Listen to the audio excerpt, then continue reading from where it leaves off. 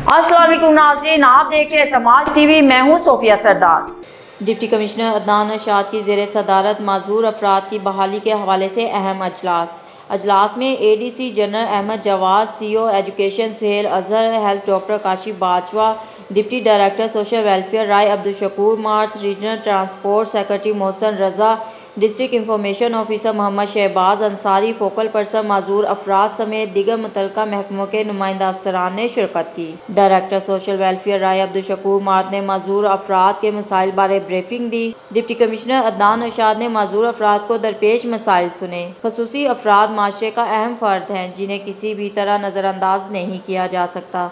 Deputy commissioner Adnan Arshad ने माजूर अफराद के तनख्वाह से मुतल्लिक मसाइल को फौरी हल करने के अहकाम जारी किए।